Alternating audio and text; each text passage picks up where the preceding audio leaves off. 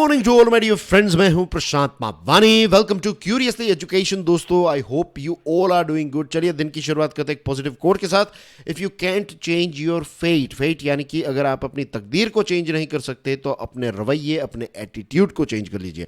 और दोस्तों, अगर हम हमारे एटीट्यूड को चेंज करें, अगर हम पॉजिटिव तरीके से, पॉजिटिव एटीट्यूड के माध्यम से या फिर पॉजिटिव एटीट्यूड से अगर हम प्रॉब्लम्स को देखें तो प्रॉब्लम्स जो है वो प्रॉब्लम्स रहते ही नहीं है। आप सोचिएगा इसके बारे में। Welcome to editorials and articles analysis. आज 4 सितंबर 2023 है, दिन है Monday. I hope you are doing good dear friends. आज हमारे टेबल पर हैं 6 इंपॉर्टेंट आर्टिकल्स।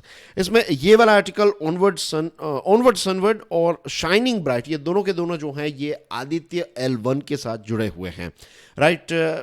और डिटेल में जाऊं उससे पहले नए स्टूडेंट्स के लिए ये वीडियो आपके लिए इसलिए इंपॉर्टेंट है because this is a daily dose of current affairs for you.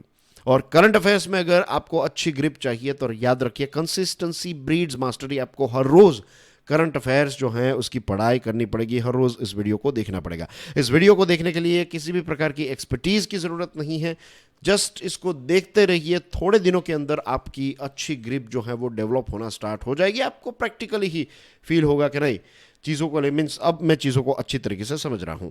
तो चलिए दोस्तों, शुरुआत करते हैं ऑनवर्ड सनवर्ड से। Aditya L1 gives India's space programme one more boundary to push. अभी हमने एक बाउंड्री को पुश किया ना, ये जो चंद्रयान 3 है, तो सॉफ्ट लैंडिंग की हमने मून पर, और वो भी मून के साउथ साइड में। अभी तक किसी भी सदर्न हेमिस्फीयर में चांद के, राइट, तो अभी तक किसी भी देश ने ये नहीं किया था। वहां पर हमने एक लैंडिंग करवाई है, तो एक बाउंड्री जो है वो हमने पुश की। अब आदित्य L1 जो है वो भारत के स्पेस प्रोग्राम के लिए एक और बाउंड्री को पुश करने वाला है। एक और कंफर्ट जोन के बाहर हम निकलने वाले हैं, इज़न्ट इट। अब आई एम श्योर आप जानते हैं, अगर नहीं जानते हैं, पहली बार इसके बारे में सुन रहे हैं कि आदित्य L1 है क्या, तो सूरज को स्टडी करने के लिए हमारा एक स्पेस मिशन है। और ऐसा नहीं है कि भारत ने अभी अभी सूरज को स्टडी करना स्टार्ट किया है।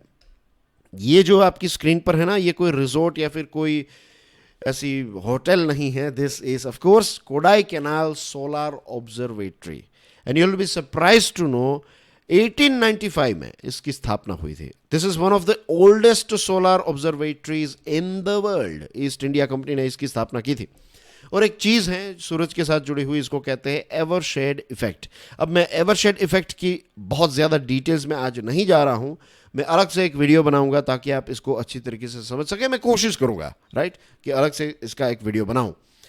ये जो एवरशेड इफेक्ट है ना, इसकी खोज 1909 में हुई थी, और ये खोज जो है ये इसी कोडाई कैनाल सोलर ऑब्जर्वेटरी में हुई थी। देखिए कितना खूबसूरत लोकेशन है, राइट, दिस इज ऑब्जर्वेटरी का। और यहाँ से ये एक स्ट्रेटेजिक लोकेशन भी है, यहाँ से आप सूरज को अच्छी तरीके से स्टडी कर सकते हैं, ऑफकोर्स पृथ्वी पर से।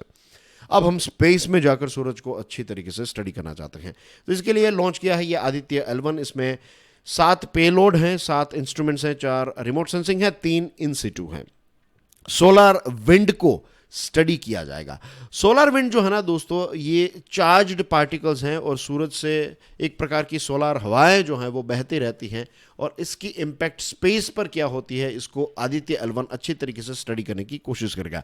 सूरज के साथ जुड़ी हुई बहुत सारी चीज़ें हमें पता नहीं है। फॉर एग्जाम्पल, एक चीज़ है जिसको कहते हैं कोरोनल हीटिंग प्रॉब्लम। अब इसको अच्छी तरीके से समझ लीजिए। यहाँ पर मैं बहुत ही सिंपल लैंग्वेज में समझा रहा हूँ। आपको हमारी पृथ्वी के बारे में पता है ना, पृथ्वी का जो कोर है, राइट, इसका जो सेंटर है ये बहुत ही गर्म है कंपेयर टू सरफेस। जो सरफेस है जहाँ पर हम रहते हैं, सतह की बात करें, सतह और इसके कोर की कंपैरिजन करें तो गर्म क्या है, कोर जो है वो बहुत ही हॉट है, और ये जो सरफेस है ये कंपेयर टू कोर कोल्ड है, राइट। सूरज जो है उसमें ये चीज़ उल्टी है।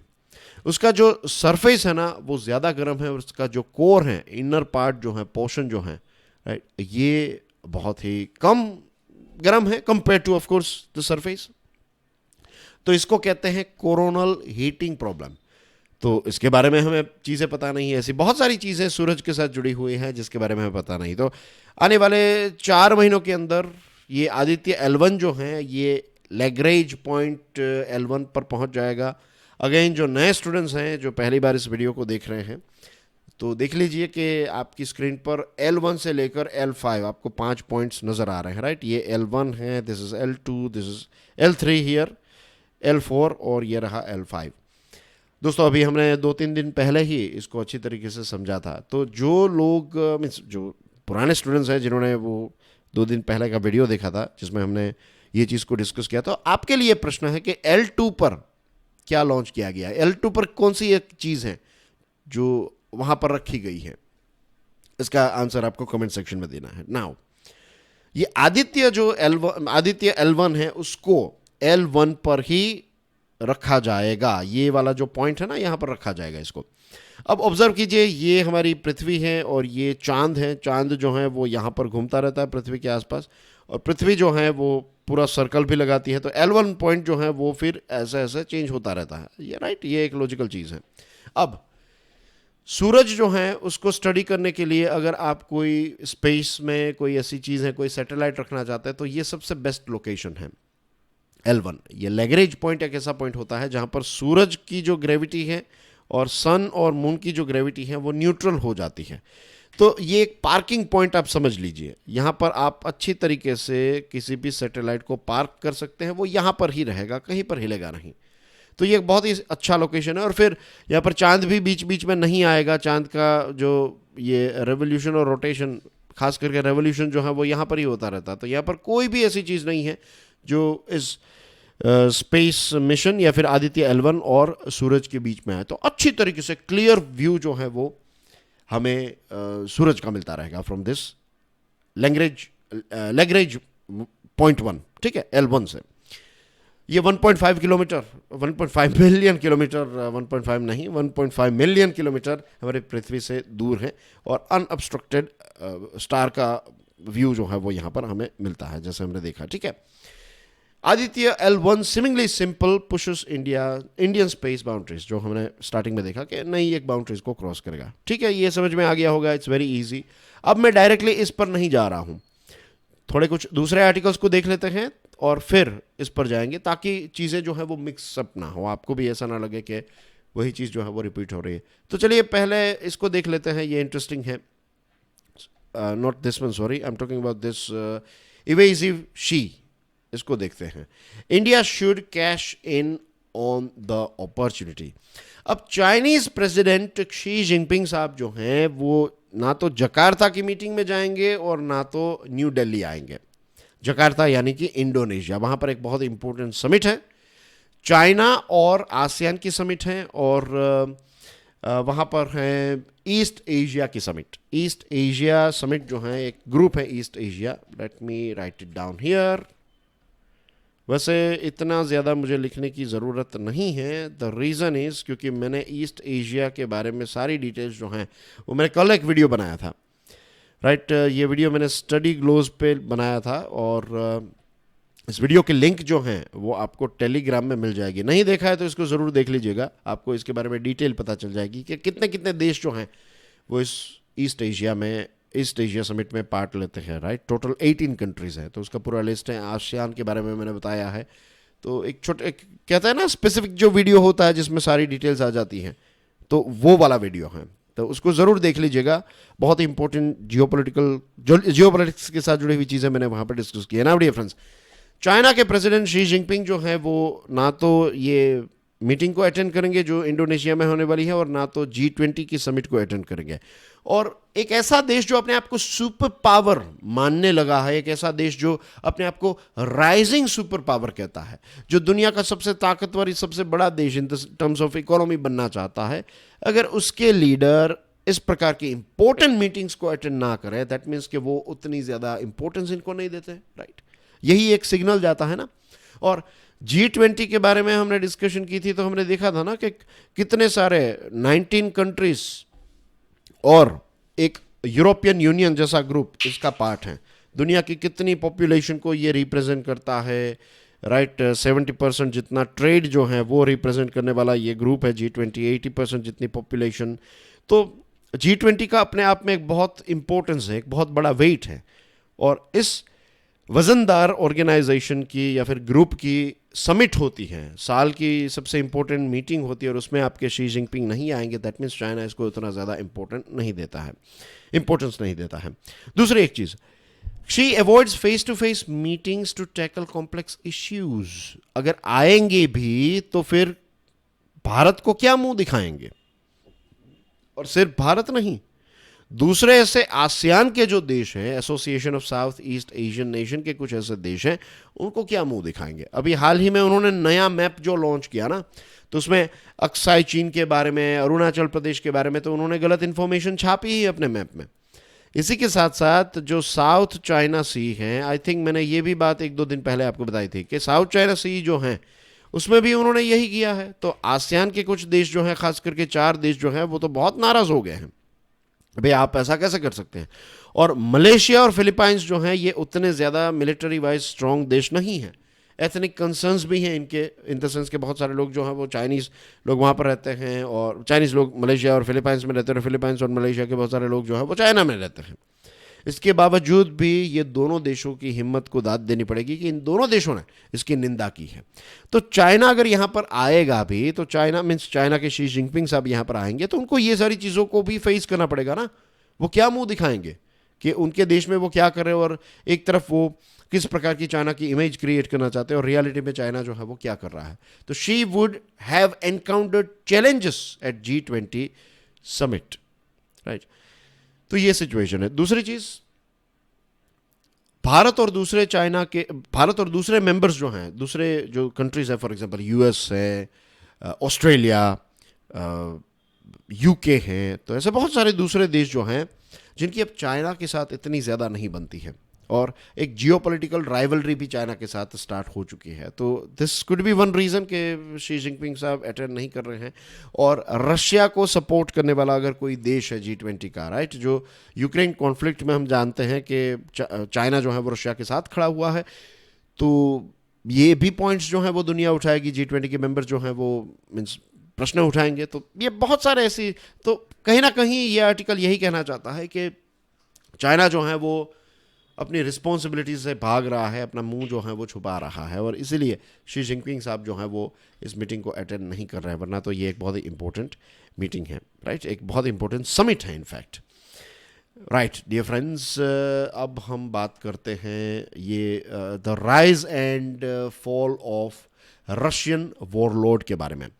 This one is about Yevgeny Prigozhin. जब येवगेनी प्रिगोजिन की मृत्यु हुई, जब उनका नॉट मृत्यु लेकिन जब मार्च में 24 जून की बात है, जब येवगेनी प्रिगोजिन अपना जो वैगनर ग्रुप है उसको लेकर मॉस्को की तरफ आगे बढ़ रहे थे, वो उस समय पर मैंने इसके बारे में एक वीडियो भी बनाया था इस टॉपिक आगे, ये स्टडी ग्लोज पर मैंने बनाया था। काफ़ी हिट रहा वो वीडियो। हमने 2-3 ऐसे वीडियोस बनाए थे और वो काफ़ी हिट रहे, राइट। आई थिंक 50,000 से भी ज़्यादा स्टूडेंट्स ने देखा और काफ़ी लाइक भी किया। तो येवगेनी प्रिगोजिन जो हैं ये एक मर्सिनरी ग्रुप चलाते हैं। मर्सिनरी का मतलब पता है? मर्सिनरी का मतलब ये होता है प्राइवेट आर्मी। जी हाँ, ऐसी भी चीज़ें होती हैं, मर्सिनरी ग्रुप। आप अंग्रेजी फिल्मों में कई बार देखेंगे कि वो कहते हैं कि ये तो मर्सिनरी हैं, you know, like that. Mercenary यानी कि बेसिकली जो आर्मी के लोग होते हैं और रिटायर हो चुके हैं, या फिर ऐसा होता है कि आर्मी से उनको निकाल दिया लेकिन वो लड़ाई और उन सारी चीज़ों में काफ़ी एक्सपर्ट हैं, वॉरफेयर में। तो फिर ये प्राइवेट आर्मी जो होती है उनको रिक्रूट कर लेती है कि भाई आ जाओ, आपको सैलरी देंगे और लड़ाई करने का जो शौक़ है तो वो भी आपका पूरा होगा। आप हमेशा कैमोफ्लेज कपड़ों में रहेंगे, बंदूकें होंगी आपके पास एंड थिंग्स लाइक दैट। तो इस प्रकार की एक पूरी मार्केट, एक अलग से दुनिया चल रही है प्राइवेट आर्मी की। अब प्राइवेट आर्मी जो होती है ना, उसका सिर्फ एक ही वो होता है, मीन्स जनरली स्पीकिंग, कि आप उनको पैसे दीजिए और वो आपके लिए युद्ध लड़ेंगे, ठीक है, simple, because this is a private army. तो इसको मर्सिनरी ग्रुप कहते हैं, समझ में आ गया। अब ये जो वैगनर ग्रुप है ना, वैगनर ग्रुप, ये एक ऐसी प्राइवेट आर्मी थी।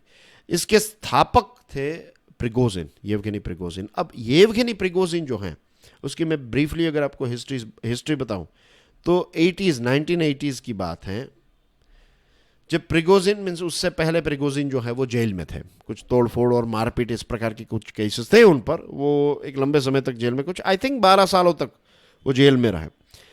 जेल से जब वो छूटते हैं तो सेंट पीटर्सबर्ग नाम का जो शहर है रशिया का, वहाँ पर उनको छोड़ा गया, मीन्स वहाँ उसकी जेल से बाहर निकले।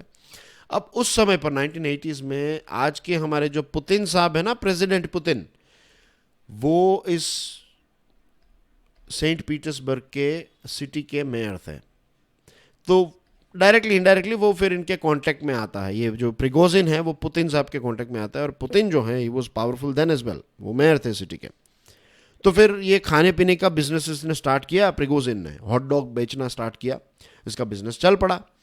और फिर पुतिन के पास ये मीन्स कहीं ना कहीं मिला होगा ये पुतिन को, तो फिर अच्छी बन गई। और फिर पुतिन ने सारे गवर्नमेंट के कॉन्ट्रैक्ट्स जो है, खाने पीने के कॉन्ट्रैक्ट्स, केटरिंग के कॉन्ट्रैक्ट जो हैं वो इस प्रिगोजिन को देने लगे।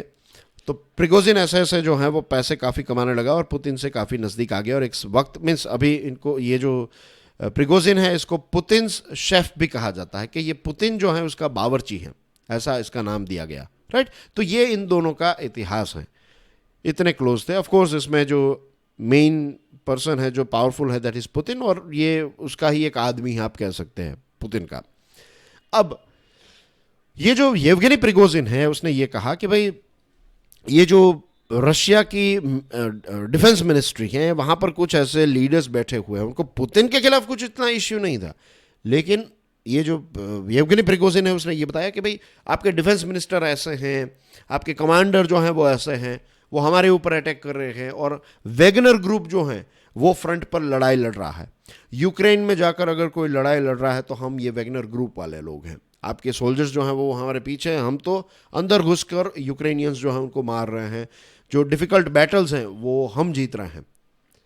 तो ये चीज़ें, और फिर आप हम पर अटैक करवा रहे हैं। उन्होंने ये कहा कि रशिया के डिफेंस मिनिस्टर ने जानबूझकर वैगनर ग्रुप के लोगों की हत्या करवा दी।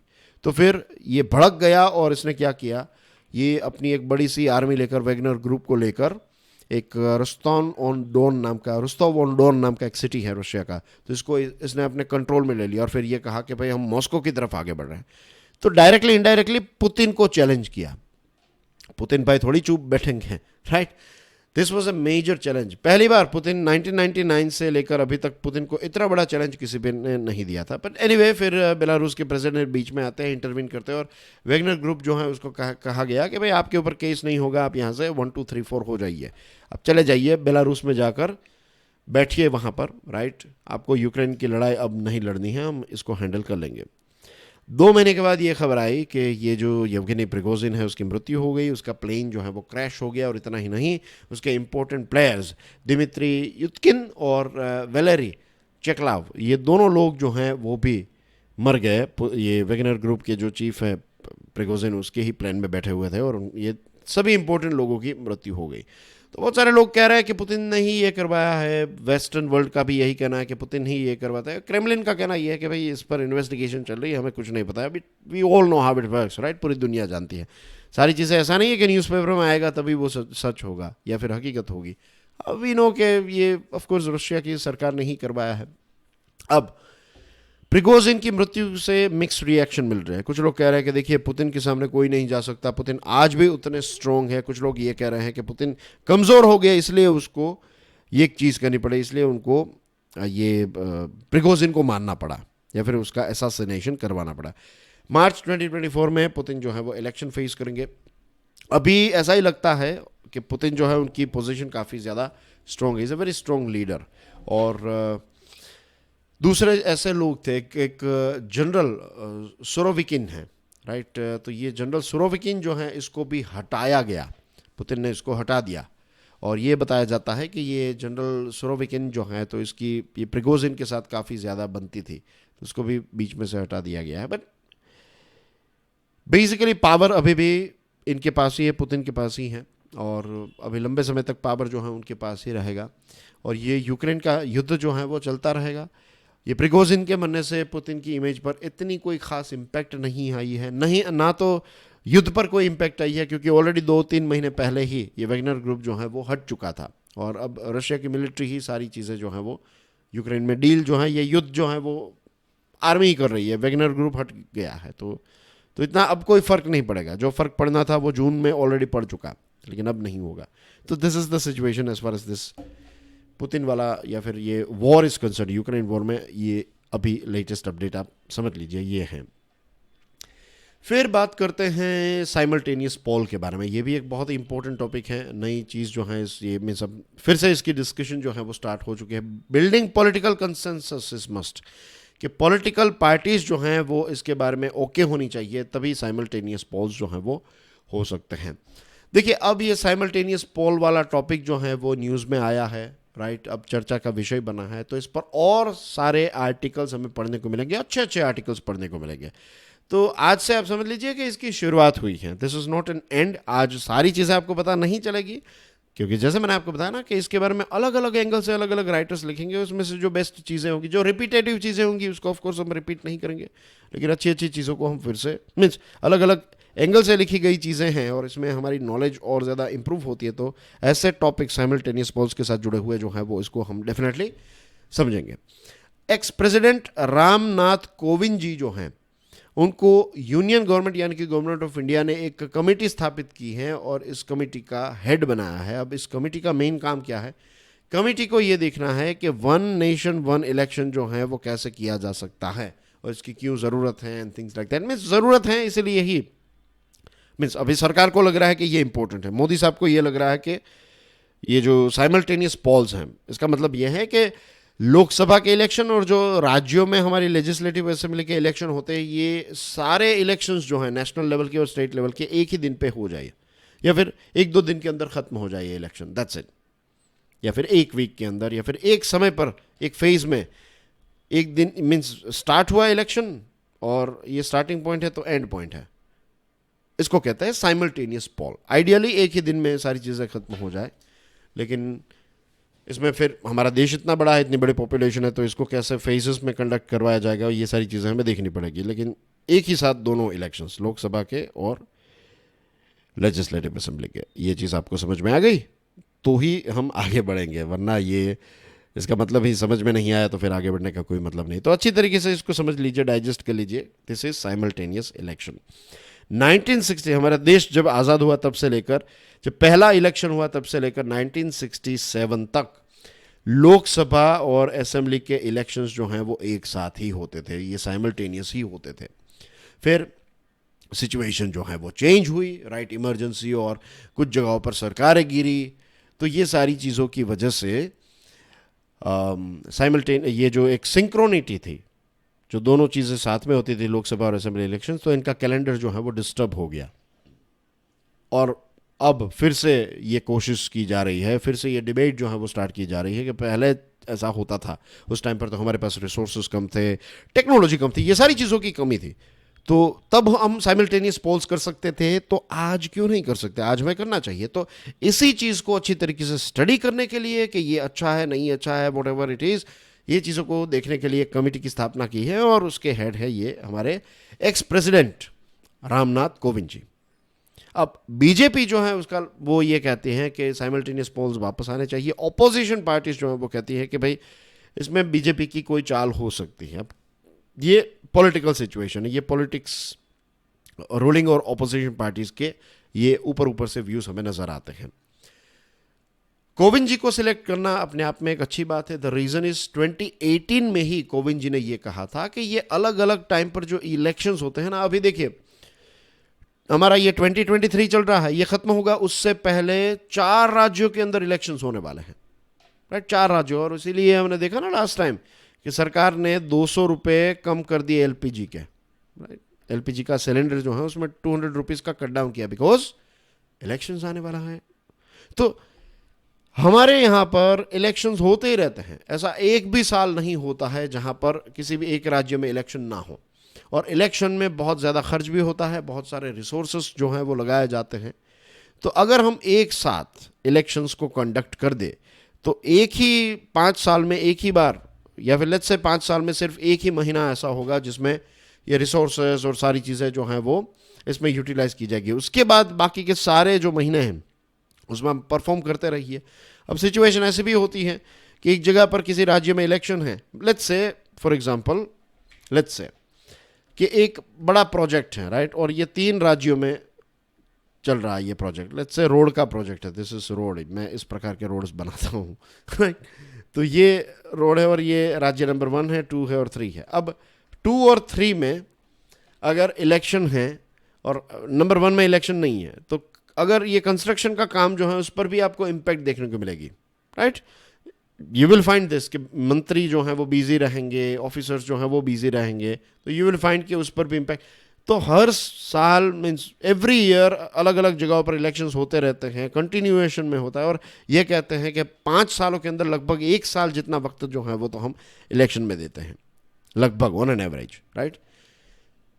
तो कितने रिसोर्सेस जो हैं वो इसमें बिजी हो जाते हैं। तो अब इस पर ये चर्चा हो रही है कि एक ही महीने में सारी चीज़ें निपटा दें हम, या फिर एक टाइम पर निपटा दें, साइमल्टेनियस पोल कर दें, और उसके बाद बाकी के 4.5 पौने 4 साल या फिर 4 साल और 11 महीने जो हैं उस पर डेवलपमेंट का और ग्रोथ का काम जो है वो किया जा सकता है।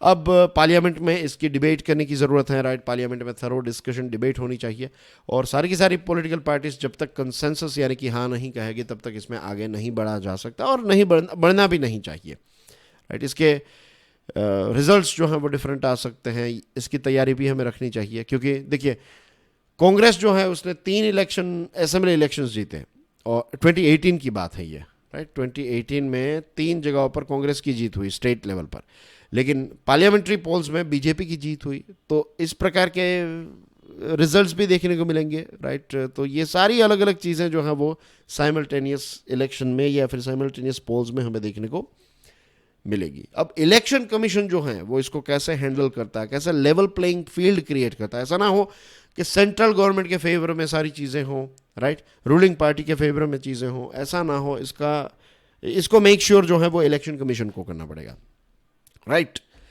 अब दोस्तों हम बात करते हैं ये वाले आर्टिकल के बारे में। बहुत ही एक सेंसिटिव टॉपिक है और बहुत ही अच्छी तरीके से इस टॉपिक को प्रेजेंट किया है दुष्यंत दवे हैं, सुप्रीम कोर्ट के लॉयर हैं, उन्होंने इस आर्टिकल को लिखा है। द हिंदू न्यूज़पेपर में इस आर्टिकल को प्रिंट किया गया है। Court's order and the ASI survey are flawed.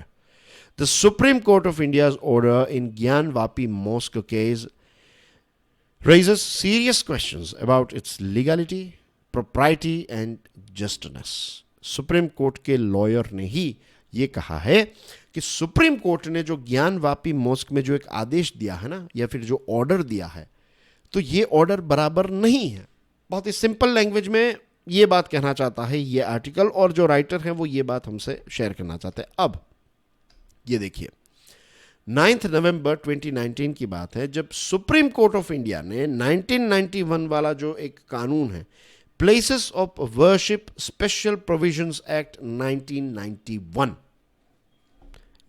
अच्छे तरीके से इसको एक और बार पढ़ लीजिए, places of worship special provisions act 1991, इसको 2019 में सुप्रीम कोर्ट ने इंटरप्रेट किया। ये राम जन्मभूमि केस जो है उसमें, अयोध्या वाला जो राम मंदिर बनने वाला है ना, जो वो केस चल रहा था, तो इस केस में सुप्रीम कोर्ट ने इस एक्ट को इंटरप्रेट किया, इसको एक्सप्लेन किया। कोर्ट ने क्या कहा? Court interprets law binds all courts in India, कि ये कोर्ट का जो इंटरप्रिटेशन है ये सारी की सारी कोर्ट्स को फॉलो करना पड़ता है, राइट। आर्टिकल 141 जो है, जब सुप्रीम कोर्ट कोई ऑर्डर देता है, जब कोई एक स्टैंड लेता है, इट बिकम्स अ लॉ, और सभी को इसको फॉलो करना पड़ता है। All courts including top court must follow. अब दूसरी जो सुप्रीम कोर्ट की बेंचेस बैठेगी ना, तो उनको भी वो 2019 वाला जो ऑर्डर है उसको फॉलो करना पड़ेगा, जो इंटरप्रिटेशन है उसको फॉलो करना पड़ेगा। तो क्लियरली लॉ जो है उसको समझाया सुप्रीम कोर्ट ने, ये 1991 वाला एक्ट जो है वो समझाया। अब ये 1991 वाला एक्ट जो है ये क्या कहता है? सॉरी माय डियर फ्रेंड्स, ये बीच में कुछ डिस्टर्बेंस आ गया था। ओके, ये 1991 वाला एक्ट जो है वो क्या कहता है? The preamble of the act, constitution का प्रीएम्बल नहीं, ये एक्ट जो है इसका प्रीएम्बल जो है वो इसके पर्पस को एक्सप्लेन करता है। It aims to protect the character of places of worship.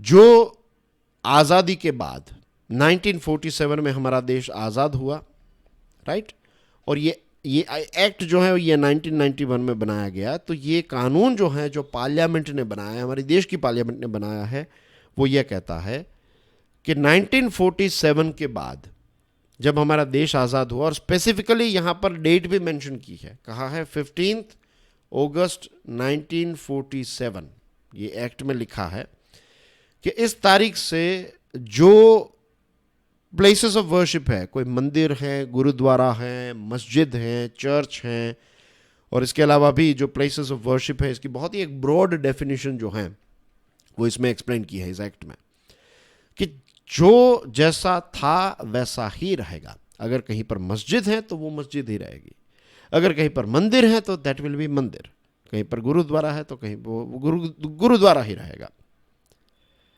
तो ये एक्ट जो है, मैं इसलिए जोर दे रहा हूं इस चीज पर, क्योंकि ये समझना हमारे लिए बहुत ही इंपॉर्टेंट है कि एक कानून हम बनाते हैं, हमारे देश ने कानून बनाया, हमारी पार्लियामेंट ने एक कानून बनाया, और सुप्रीम कोर्ट ने इसका इंटरप्रिटेशन भी किया, और सुप्रीम कोर्ट ने भी कहा है कि अब इसको कन्वर्ट नहीं किया जा सकता, अब इसको प्रिजर्व करना है।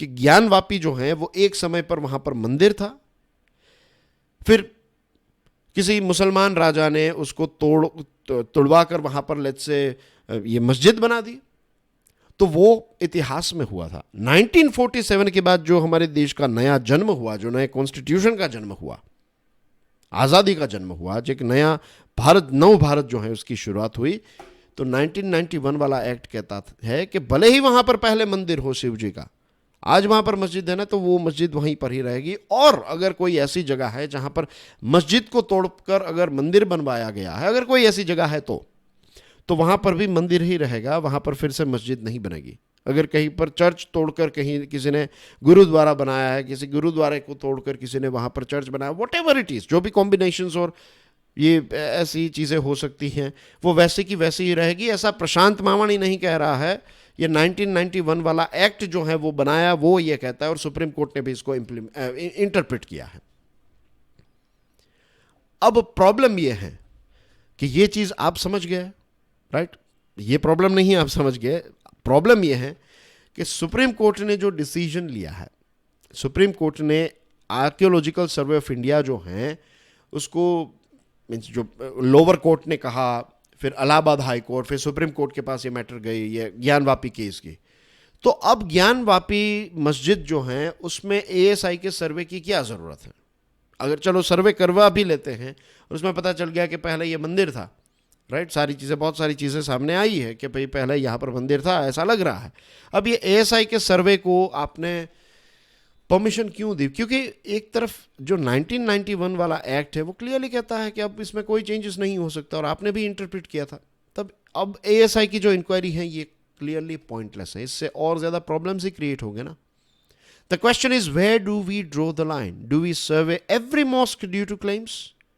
कुछ लोग रेड फोर्ट और फिर ताजमहल के सर्वे के बारे में बताएंगे, तो अब क्या इन सारी जगहों के हम सर्वे करते रहेंगे? देखिए, हिंदुइज्म जो है ना, इसके बारे में सुप्रीम कोर्ट ने यह कहा है कि Hinduism is a way of life, एक धर्म भी है हिंदुइज्म आप कह सकते हैं, और एक जीवन जीने का तरीका भी है। और सुप्रीम कोर्ट ने कुछ सालों पहले की बात है, आई थिंक 2013-14 का आर्टिकल होगा, टाइम्स ऑफ इंडिया का, एक बहुत ही खूबसूरत एडिटोरियल था, गूगल कीजिएगा अगर आपको वो मिल जाए, बहुत मज़ा आएगा वो पढ़ने में, छोटा सा एडिटोरियल था।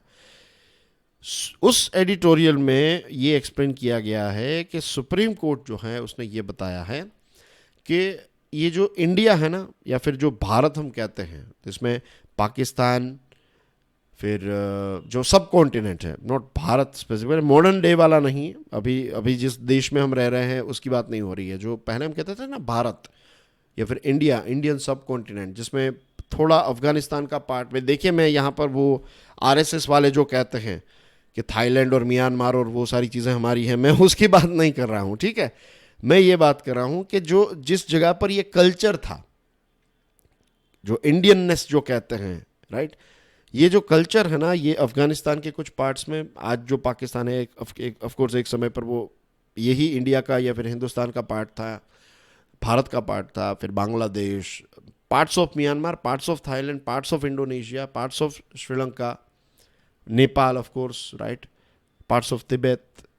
तो ये एक रीजन जो है ना, यहाँ पर जिस प्रकार का एक एटीट्यूड था लोगों का, जो एक अप्रोच था रिलीजन को लेकर, चीज़ों को लेकर, लिबरलिज्म यहाँ पर था, टॉलरेंस था, एब्जॉर्प्शन था, कि अगर आप लेट्स से आज से 1300 साल पहले या 1300-1400 साल पहले आप अरब से भारत की तरफ आते हैं और आप कहते हैं कि भाई हमारे प्रोफेट मोहम्मद साहब हैं और हम इस्लाम को फॉलो करते हैं, राइट, तो फिर उस समय पर भारत में ये था कि अच्छा तो उसमें क्या होता है हमें बताइए, we want to know more about it, अच्छा आप में यह बात, उस प्रकार का एब्जॉर्प्शन था, लिबरलिज्म था। दुनिया की सबसे पुरानी मस्जिदें हमारे देश में हैं, दुनिया के सबसे पुराने चर्चेस हमारे देश में हैं, पारसी कम्युनिटी हमारे देश में रहती है और इतने सारे हिंदूज हैं। तो ये डीएनए का पार्ट है। आई डू एक्सेप्ट कि कुछ जगहों पर कुछ ऐसे मुस्लिम राजा थे जिन्होंने बहुत अत्याचार किए हैं दूसरे लोगों पर, दूसरी कम्युनिटीज़ पर, दूसरे धर्म को फॉलो करने वाले। तो वैसे तो ब्रिटिशर्स ने भी किए हैं, तो क्या वो आज के जो ब्रिटिशर्स हैं तो उनको जाकर हम कहेंगे कि भाई तुमने ये किया? नहीं, वो उनके जो दादाजी थे या फिर परदादा थे उस समय पर ये चीज़ हो रही थी और हमारा देश जो गुलाम था। तो क्या आज हम ऐसा कह सकते हैं कि हमारे वंशज जो मीन्स हमारे जो पूर्वज हैं वो सारे के सारे गुलाम थे? नहीं। और क्या आज के लोग जो हैं वो गुलाम हैं? नो, वी आर नॉट गुलाम, क्योंकि जो हुआ वो हो गया, उसमें से क्या लेसन लिया और अब हमें किस दिशा में आगे बढ़ना है, that is something that we need to worry about. तो लेट्स होप, बॉटम लाइन ये है, let's hope for peace and prosperity in India. तरक्की जो है वो पीस एंड प्रॉस्पेरिटी से ही होती है। ये रील्स और शॉर्ट्स और ट्विटर एक्सेट्रा में जो भी भड़काऊ भाषण चलते रहते हैं दोनों तरफ से, राइट, कोई हिंदू का नाम लेकर, कोई मुसलमान का नाम लेकर, ये जो भी चीज़ें चल रही है ना, राइट, ये तरक्की के लिए बिल्कुल ही सही नहीं है, पीस एंड प्रॉस्पेरिटी से ही। और इस प्रकार की अगर एक्टिविटीज़ चल रही हैं तो मैं और आप क्यों इसमें इन्वॉल्व हों? सोचिए इसके बारे में। देखिए, लॉ एंड ऑर्डर जो हैं वो इतना स्ट्रांग होना चाहिए ना। लॉ एंड ऑर्डर स्ट्रांग नहीं है, इसीलिए तो ये सारे लोग जो हैं वो ये ट्विटर पर लड़ते झगड़ते रहते हैं कि तू ये करेगा, ये वो एक्सेट्रा, एक दूसरे के धर्म के बारे में बुरी चीज़ें बोलते हैं। द रीज़न इज कि लॉ एंड ऑर्डर उतना ज़्यादा स्ट्रांग नहीं है। आप लॉ एंड ऑर्डर को, ये मेरे और आपके लिए चिंता का विषय ही नहीं है। हमें हमारा जो काम है वो काम करना है और जो एडमिनिस्ट्रेशन है, प्रशासन है, वो ये सारी चीज़ों को हैंडल करेगा कि अगर कोई हेट स्पीच फैला रहा है तो उसके ऊपर जो भी एक्ट लगाकर उसके ऊपर कार्यवाही करनी चाहिए वो चीज़। तो हमें ये डिमांड करनी चाहिए कि भाई लॉ एंड ऑर्डर को अच्छा करो, केसेस जो हैं वो फटाफट निपट जाए, इतने साल ये डिमांड जब लोग करने लगेंगे, लोग ये बात जब समझ जाएंगे कि ये पूरी गेम जो है वो ये चल रही है, हमें ये सारी चीज़ों की डिमांड करनी चाहिए, ना कि ये तोड़ दो वो तोड़ दो। This is not going to help us, सोचिएगा इसके बारे में। हो सकता है कि आपका व्यू पॉइंट थोड़ा अलग हो, लेकिन वक्त आएगा जब आपको पता चलेगा कि नहीं, एक समय पर आप इस बात को मानेंगे कि पीस एंड प्रॉस्पेरिटी से ही हमारे देश का भला और समाज का भला हो सकता है। And now we have just one topic left and this is called shining bright, right. Aditya L one के साथ जुड़ा हुआ है दोस्तों। ये पायोनियर न्यूज़पेपर का एक इंटरेस्टिंग आर्टिकल है। इन आवर सोलर सिस्टम, ये बात सच है, सूरज जो है ये एक बहुत ही ओ इंस्पायरिंग सेलेस्टियल बॉडी है, इज़न्ट इट।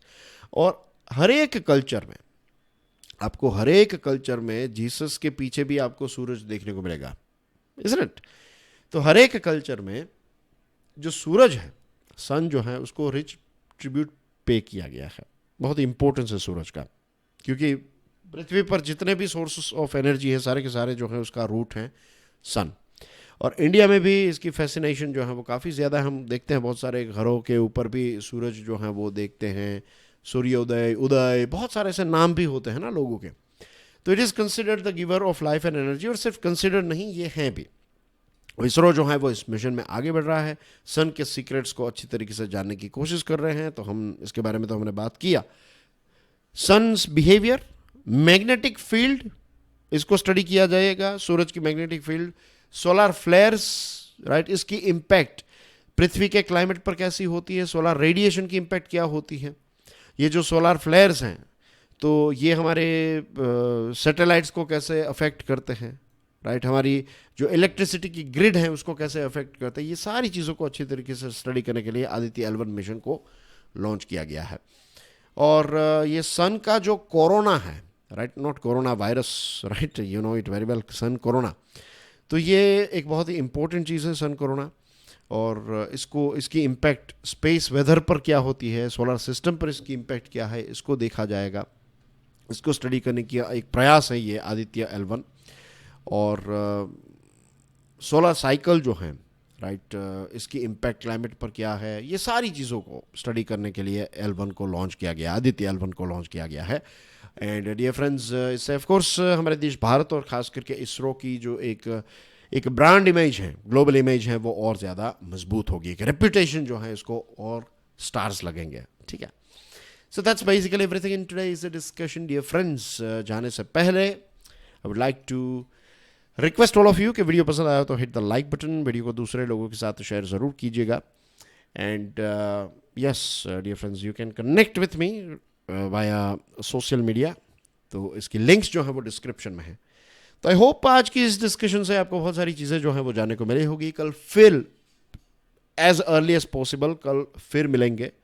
एंड धीरे धीरे चीज़ें जो हैं वो बैक टू नॉर्मल होती जाएगी। अभी इसकी शुरुआत की है, this is the third video. Sunday को जो है वो मैं छुट्टी रखूँगा, अभी तो यही प्लान है कि संडेज़ को ये एडिटोरियल्स एंड आर्टिकल एनालिसिस वाला वीडियो जो है वो नहीं आएगा, अभी यह प्लान है, फिर आगे देखते हैं कि क्या होता है। लेकिन ये जो है मंडे टू सैटरडे ये वीडियो आपको मिलता रहेगा, ठीक है।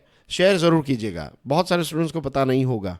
तो अब ये मिशन जो है ना, ये रीलॉन्च जो किया, और आप देख सकते हैं कि कितनी मेहनत है, कितने ग्राफिक्स और सारी चीज़ें हम यूज़ कर रहे हैं। तो पहले जो कंटेंट तो अच्छा रहता था, लेकिन आज मैं जब देखता हूं तो मुझे लगता है पहले वाला कंटेंट जो है वो काफ़ी बोरिंग था, राइट, देखने में। अब ये विजुअली भी उतना अपीलिंग हमने बनाने की कोशिश की है। तो please do share it with other students as well, ठीक है। God bless you all, enjoy your day, enjoy your studies. जय हिंद।